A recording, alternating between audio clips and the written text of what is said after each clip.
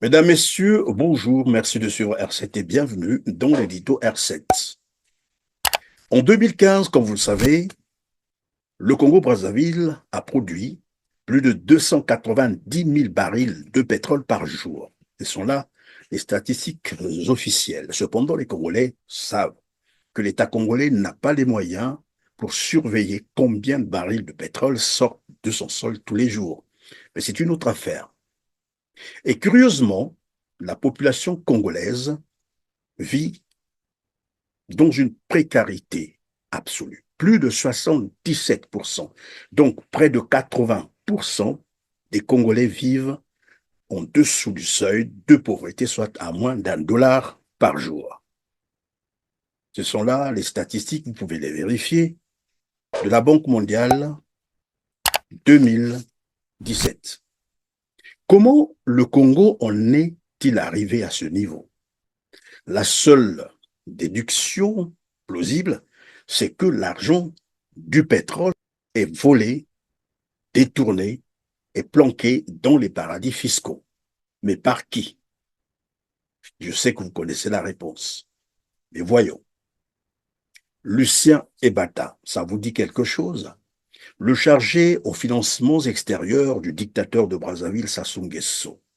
Domicilié de l'autre côté du fleuve, donc à Kinshasa, cet homme est à la tête d'un groupe appelé Orient Oil, une holding établie en Suisse et immatriculée aux Seychelles depuis 2009. Bizarre, non? Pourquoi bizarre? Mais parce que ce groupe est chargé de commercialiser normalement le pétrole congolais.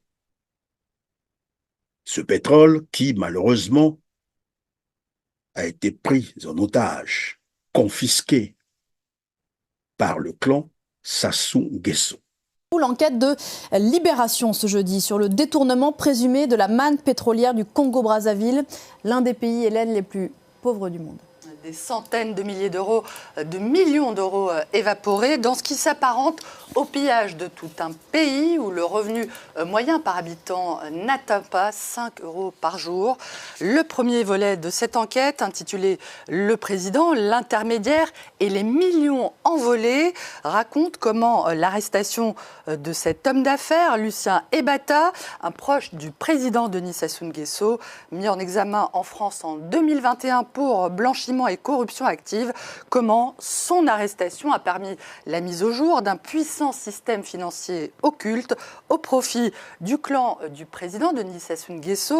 Et donc, Orient Oil, disais-je, a pour activité principale la commercialisation du pétrole, sinon des produits pétroliers du Congo-Brazzaville, mais détournés au profit du dictateur Sassou Nguesso qui a pris, comme vous le savez, en otage toutes les richesses du Congo. Devrait-on rappeler que le pétrole congolais représente le 1/4 du PIB congolais, les 2/3 des recettes budgétaires et plus de 80% des recettes d'exportation. Malheureusement, comme je l'ai dit, confisqué par le clan Sassou Nguesso.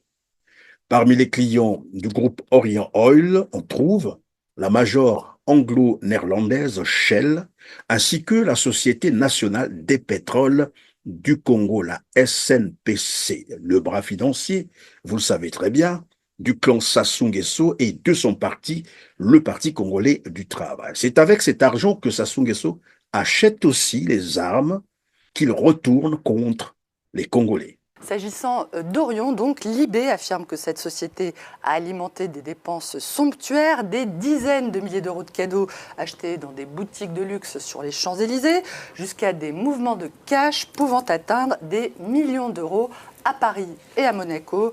Libération évoque une affaire qui résonne avec celle des biens mal acquis, dans laquelle, on s'en souvient, des membres du clan de Denis Sassou Nguesso sont soupçonnés de s'être constitués des patrimoines illicites en France grâce à des détournements de fonds publics.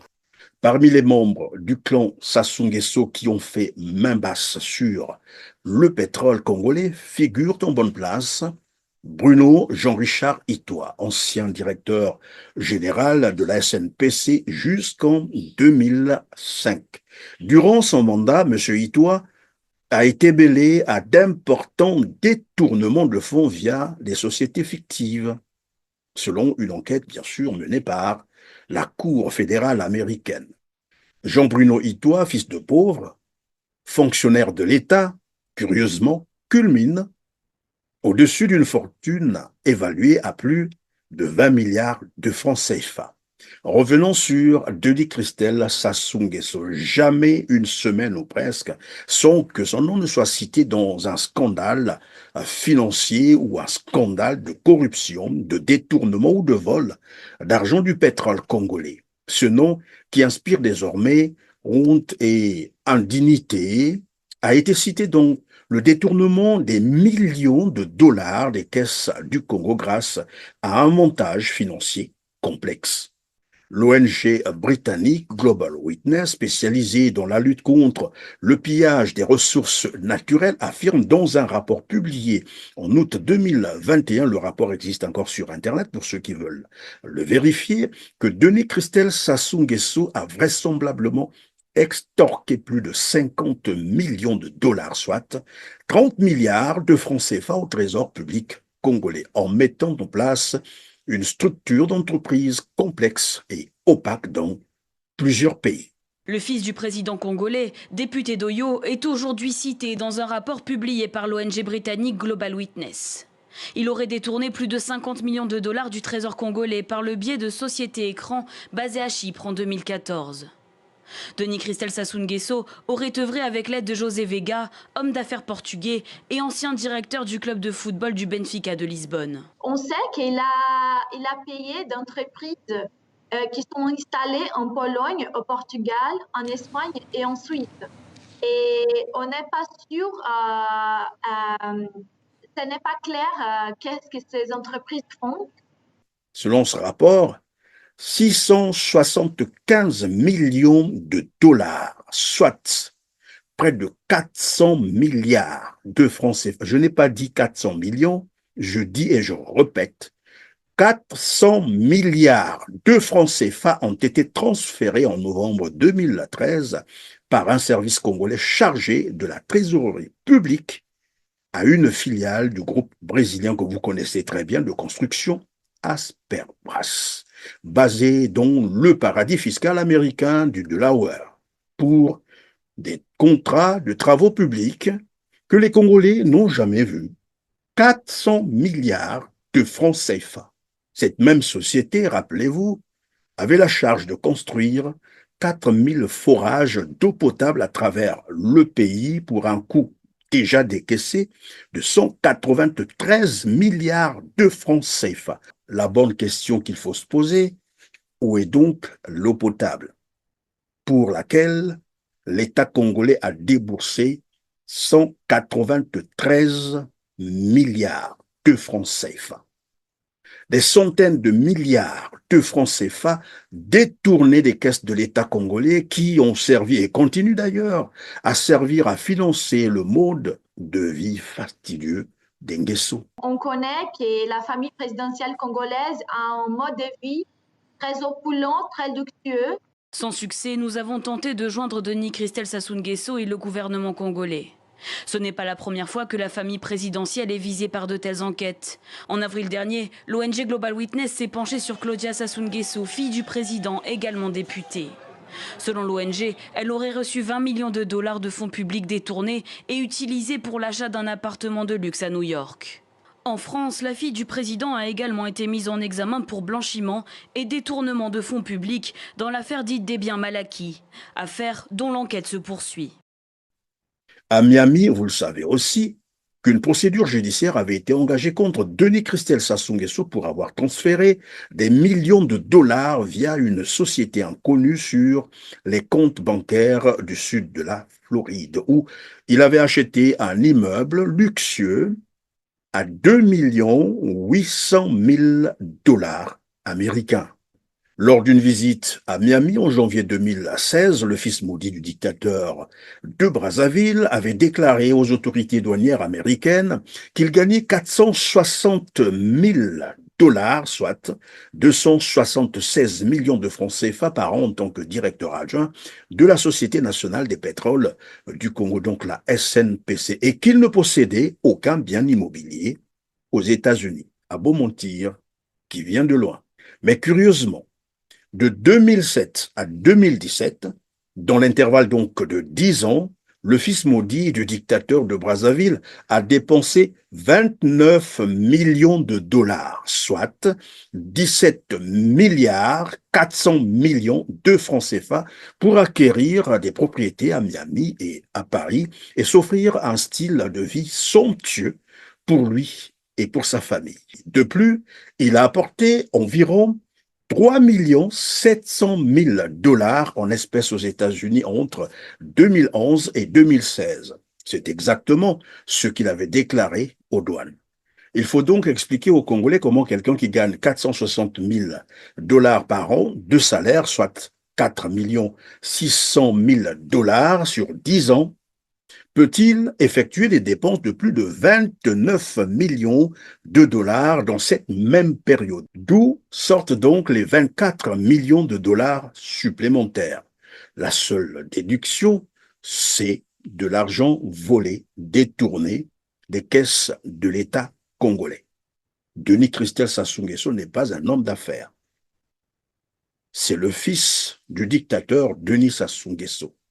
À la rigueur, il est fonctionnaire de l'État congolais. Il faut qu'il explique aux Congolais comment il arrive à faire les dépenses de 29 millions de $, l'équivalent de 17 milliards. Voilà qui peut expliquer en grande partie, bien entendu, la misère actuelle des Congolais qui ne peuvent plus percevoir leur salaire, leur pension, leur bourse pour les étudiants de manière régulière. Les Congolais ne peuvent plus se soigner, non plus d'eau potable, non plus d'électricité stable. Depuis plus d'une semaine, cette femme habitante de Ngamakosso, un quartier périphérique de Talangaï, 6e arrondissement de Brazzaville, parcourt plus de 5 km à pied pour s'approvisionner en eau potable. Elle quitte souvent sa maison entre 4 et 5 heures et brave le climat d'insécurité qui règne dans son secteur, justement pour rechercher l'eau de la LC2 qui ne coule plus de son robinet. Une semaine, toute une semaine privée d'eau du robinet, c'est inconcevable. Je suis sortie de chez moi à 5 heures.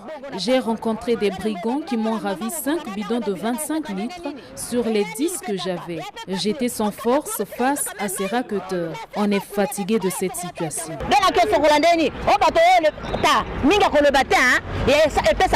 Dans tout le secteur, l'eau du robinet est devenue une denrée rare. Sur les artères principales, c'est le défilé des bidons jaunes pour une destination incertaine.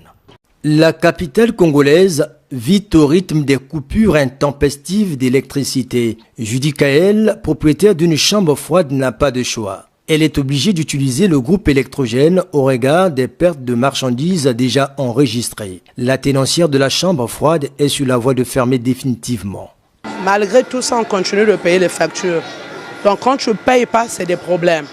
Chaque fois, ce n'est que les agents qui passent. Les agents de la SNE qui traînent de partout. Donc dans la journée, vous pouvez recevoir au moins 3 personnes. Il faut que venir vérifier tout ça. Mais le courant n'est pas stable. Là, le congélateur ne marche plus. Je ne vends plus. Je suis obligé de faire juste l'entreposage. Parce que la marchandise, je n'ai plus rien là où je suis là. Je n'ai plus rien. On a dû changer de moteur parce qu'avec les coupures incessantes, ça a dû court-circuiter la machine. Du coup, on a dû racheter un autre moteur à 350 000. Plus la main-d'œuvre, ça nous a pris 500 000. Pour les vendeurs des produits congelés en détail, l'heure est au solde des marchandises. Car il faut vite écouler les produits de peur qu'ils ne se décomposent. C'est un manque à gagner. Parce qu'il n'y a pas le courant. On doit descendre la marchandise. Si ça dort, ça va pourrir. Nous sera perdant. Dans certains ménages, les familles se plaignent de la qualité des produits congelés, soupçonnant ainsi leur décomposition faute d'électricité. Ça ne va pas. On n'a presque pas de l'électricité. Dernièrement, nous avons acheté du poisson ici qui était en très mauvais état. Et tout le monde presque était tombé malade ici. Tout le monde avait la diarrhée. Ça aurait été dans le quartier où j'ai vécu dans mon enfance, à Brazzaville, on aurait trié Moyibi, Boza Bami Yibi, Bozo Yiba Mbongo ya Congo, Boyibi pe ya trop, Bozo Yiba trop, et puis Bozo Dondonango, Ben Kele Bami Yibi, Ben Kenaku Labaka Mbongo ya Congo, Talamutindu Ben Mekukumisa Congo. Et vous venez devant le Sénat pour expliquer aux Congolais qu'il n'y a plus d'argent. Alors que vous volez cet argent tous les jours. Vous planquez dans les paradis fiscaux des milliers de milliards. Bizarre, non? Voilà donc pour aujourd'hui, mesdames, messieurs. Prochainement, nous reviendrons sur Julienne Sassou Nguesso, la fille du dictateur congolais qui touche, vous savez combien? 15% des parts de EPCO, la filiale pétrolière de EMLA, en usant de multiples prête-noms. Rien qu'en 2018, ces actions cachées lui ont rapporté au moins 3 300 000 $ américains. Prochainement, nous allons nous pencher sur ce dossier. Merci donc de nous avoir suivis aujourd'hui, mesdames, messieurs. Likez, partagez, aidez-nous à informer un plus grand nombre de téléspectateurs. On se dit au revoir et à la prochaine occasion. Merci.